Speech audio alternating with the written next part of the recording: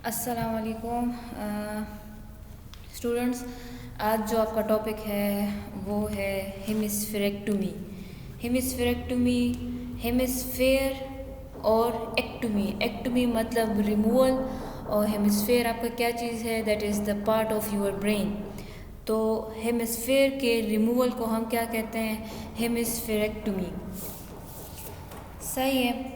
अच्छा, ये आपके पास क्या है, इस इमेज में अगर आप देख ले तो मैंने आपको जो इससे आगे जो मेरे टॉपिक्स पढ़ाए हैं उसमें मैंने आपको थोड़ी बहुत ब्रीफ एनाटॉमी बताई है कि ब्रेन में आपके ब्रेन में सेरेब्रम जो that is the largest part of the brain, वो आपके पास 2 इक्वल हाफ्स में डिस्ट्रीब्यूटेड है। एक आपके पास है राइट सेरेब्रल हेमिस्फेयर, एक आपके पास है left cerebral hemisphere.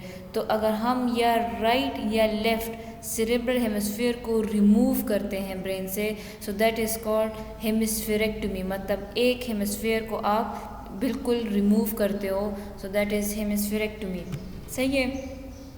Hemispherectomy is a rare neurosurgical procedure in which cerebral hemisphere, half of the brain, cerebral hemisphere क्या है, ये आपके पास half of the brain है। ये क्या है, that is the right cerebral hemisphere, और यहाँ पे आपका left cerebral hemisphere है जिसको remove किया गया है।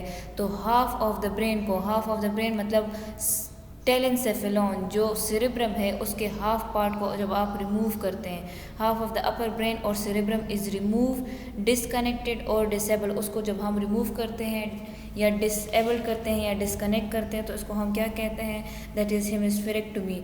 कि आप आइदर राइट और लेफ्ट हेमिस्फेयर को रिमूव कर रहे बॉडी से, तो दैट इज़ सेरेब्रल हेमिस्फेरेक्टोमी।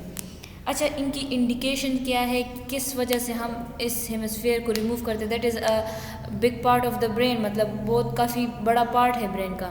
सेरेब्रम आपके पास largest part of the brain है और फिर सेरेब्रम आपके पास राइट और लेफ्ट में डिवाइडेड है। तो फिर जब आप एक हेमिस्फेयर को रिमूव करते हैं, so that is quite large part of the brain. तो जब इसको रिमूव करते हैं तो कोई मेन रीज़न होना चाहिए इसको रिमूव करने के लिए।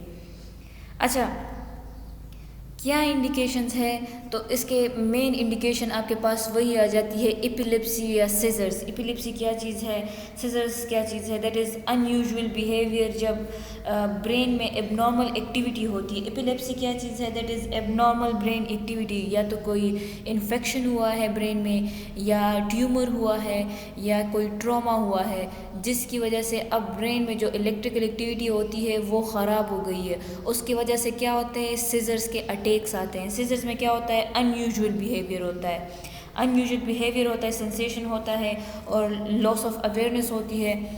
तो अगर ये एपिलेप्सी आपके इस वजह से हो कि आपके एक पार्ट ऑफ द हेमिस्फेयर में कोई मसला आ गया है, मतलब राइट हेमिस्फेयर में कोई मसला आ गया है, उसकी वजह से आपके पास एपिलेप्सी आ रहा है और सीजर्स के अटैक आ रहे हैं, तो हमारे पास ये इंडिकेशन है किसके लिए, कि हम उस हेमिस्फेयर को रिमूव कर दें। इसमें वर्ड यूज़ हुआ है, दैट इज़ रेस्मन्स एंसेफेलाइटिस। रेस्मन्स एंसेफेलाइटिस क्या चीज़ है, that is the inflammatory neurological disorders affecting one hemisphere. जब आपके एक हेमिस्फेयर में न्यूरोलॉजिकल डिसऑर्डर हो, मतलब नर्व्स का प्रॉब्लम हो लेकिन एक हेमिस्फेयर में हो, उसको हम कहते हैं रेम्सनस एंसेफेलाइटिस। तो ये रेम्सनस एंसेफेलाइटिस हमारे पास इंडिकेशन है किसके लिए, हेमिस्फेरेक्टमी के लिए।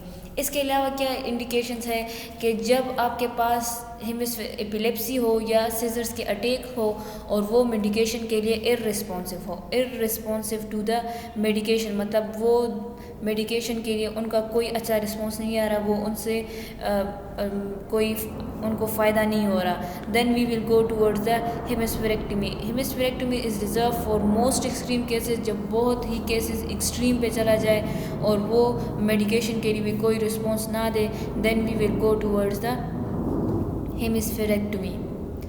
अच्छा, और जब वो इररिस्पॉन्सिव हो इन लेस इन्वेसिव सर्जरी के लिए, अगर हम ये जो hemispherectomy, that is a major procedure, आप पूरे स्कल को खोलते हो और फिर हेमिस्फेयर को रिमूव करते हो, तो अगर छोटी मोटी अगर हम लेस इन्वेसिव सर्जरी की तरफ जाते हैं और उससे भी वो ट्रीट ना हो, तो then we will go towards the cerebral hemispherectomy. insignificant impaired functioning or put the patient at the risk of further complication। और अगर हम हेमिस्फेरेक्टोमी ना करें, इस चॉइस पे हम ना जाए और वो फर्दर कम्प्लिकेशन की तरफ जाता है, तो then we will have to perform the हेमिस्फेरेक्टोमी।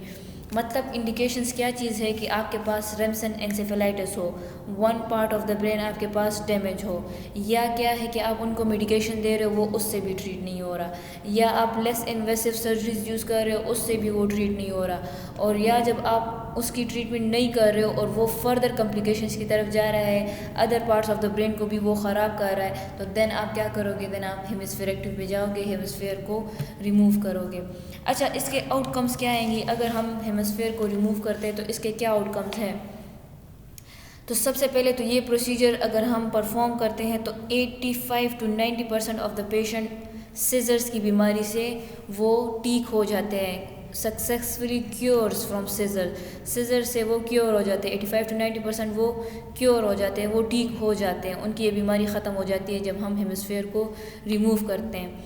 Even with the presence of widespread unilateral encephalogenicity or functional or anatomical imaging abnormalities, complete hemispherectomy. ये क्या कह रहे हैं कि अगर हमारे पास एक साइड पे यूनिलेटरल, मतलब एक साइड पे एपिलेप्सी की बीमारी हो, मतलब ये एपिलेप्टिकल जो न्यूरोलॉजिकल डिसऑर्डर्स है ये हमारे पास ब्रेन के एक साइड पे काफ़ी हद तक फैला हो, लेकिन फिर भी हम कोशिश करेंगे कि हम कंप्लीट हेमिस्फेरेक्टोमी को अवॉइड करें, कि हम कंप्लीट हेमिस्फेरेक्टोमी को परफॉर्म ना करें। कब तक? जब तक हमारे पास हेमीफेरेसिस क्या होता है? हेमीफेरेसिस आपके हाफ ऑफ द बॉडी के पैरालिसिस को कहते हैं, जब आपकी हाफ ऑफ द बॉडी बिल्कुल पैरालाइज हो जाए। आपको पता है कि राइट सेरेब्रल हेमिस्फेयर आपके left side of the body को कंट्रोल करता है और लेफ़्ट सेरेब्रल हेमिस्फेयर आपके right side of the body को कंट्रोल करता है। तो अगर आपके राइट सेरेब्रल हेमिस्फेयर में कोई प्रॉब्लम आ गया है तो left side of the body में आपका क्या आएगा? हेमीपेरेसिस आएगा, वो part left side of the body आपकी क्या हो जाएगी? पैरालाइज्ड हो जाएगी। तो कह रहे हैं कि अगर हमारे पास राइट में कोई प्रॉब्लम है और left side of the body में थोड़ी बहुत हेमीपेरेसिस है, थोड़ी बहुत पैरालिसिस है, लेकिन गुजारा हो रहा है, मतलब वो कम्प्लीटली पैरालाइज नहीं है, complete half of the body का पैरालाइज नहीं है, तो हम क्या करेंगे? हम कंप्लीट हेमिस्फेरेक्टोमी को अवॉइड करेंगे। हम किस ऑप्शन पे जाएंगे? हम सब टोटल हेमिस्फेरेक्टोमी पे जाएंगे। अब सब टोटल हेमिस्फेरेक्टोमी क्या चीज़ है? सब टोटल हेमिस्फेरेक्टोमी में ये है कि आपके ब्रेन के मिड पे एक पार्ट आता है, that is sensory motor complex, जिसमें आपके सेंसरी और मोटर नर्व्स मिलके एक कॉम्प्लेक्स सा बनाते हैं। देखिए, प्राइमरी सोमेटोसेंसरी कॉम्प्लेक्स है जो ग्रीन में आपके पास शो किया गया है। तो सब टोटल हेमिस्फेरेक्टोमी में क्या होता है कि हम पूरा सेरेब्रम रिमूव करते हैं, one half of the brain remove करते हैं, लेकिन हम इस कॉर्टेक्स को जो है वो छोड़ देते हैं। तो इसमें हमारे पास कुछ फंक्शन जो है वो बॉडी की रह जाती है, हमारे पास कंप्लीट फेरेसिस नहीं होता, कंप्लीट पैरालिसिस नहीं होता। अच्छा, अब जब हम सब टोटल हेमिस्फेरेक्टोमी करते हैं और उसमें हम स्पेयरिंग करते हैं, जोड़ देते हैं किसको? सोमेटोसेंसरी कम्प्लेक्स, सेंसरी मोटर कम्प्लेक्स को, तो उसमें हमारे पास कितने चांसेस है कि हमारे पास जो सीजर है वो कंट्रोल हो जाए? तो उसमें हमारे पास 70 to 80% ऑफ द पेशेंट में एक्सपेक्टेड है कि वो सीजर जो है वो सक्सेसफुली कंट्रोल हो जाए। सही है, that is all about today's presentation. इसमें अगर कोई क्वेश्चन हो तो आप फिर पूछ सकते हैं। Thank you so much.